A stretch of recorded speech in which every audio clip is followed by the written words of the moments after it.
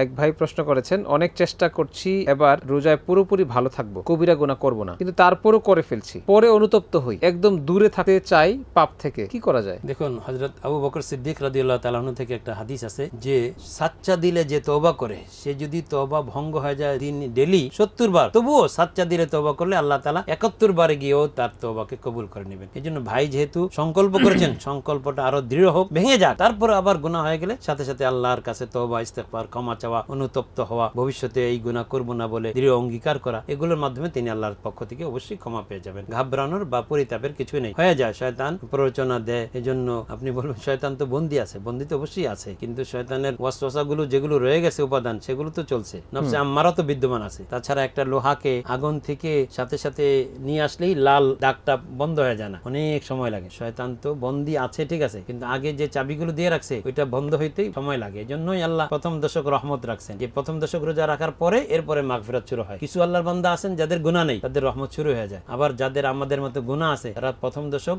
রোজা রাখার পরে এরপরে তারা মাগফিরাত মানে ক্ষমার ঘোষণা পায়। এজন্য যারা কিনা মানে আল্লাহর কাছে অঙ্গীকার করবে যে আল্লাহ আমি যখন তওবা করি তখন সাচ্চা দিলেই করি, কিন্তু তারপরেও তওবা ভঙ্গ হয়ে যায়, আল্লাহ বলেন যে লা তাকনাতু মির রাহমাতিল্লাহ ইন্নাল্লাহা ইয়াগফিরুয যুনুবা জামিআ। তুমি ইয়া ইবাদিয়াল্লাযিনা আসরাফু, আল্লাহ নবীজিকে বলছেন আপনি বলে দিন যারা সীমা লঙ্ঘন করেছো গুনাহ করতে করতে, লা তাকনাতু মির রাহমাতিল্লাহ, তবু আল্লাহর রহমত থেকে নিরাশ হয় না। ইন্নাল্লাহা ইয়াগফিরুয যুনুবা জামিআ, আল্লাহ সব গুনাহই মাফ করে দিবেন। এজন্য যখন তওবা করব তখন সাচ্চা দিলে করতে হবে। এমন যেন না হয় যে সাব্বাহা বারকাফু, হাতে তাসবিহ থাকবে, তওবা বার লাভ, ঠোঁটে মুখে তওবা থাকবে, ও দিল পুর আযওকে গুনাহ, কিন্তু মনের মধ্যে থাকবে যে না আমি যাই বলি আর না বলি গুনাহ করবই। তো বুজুর্গ ফারসি কবি বলেন যে মাসিয়াত রা খান্দামি আয়াত আজ ইস্তেগফার মা, এই ধরনের ইস্তেগফার আর তওবা করলে গুনাহ হাসতে থাকে আড়ালে, যে এইভাবে বুঝি আমাকে দূর করবা তুমি, এটা কখনো হবে না।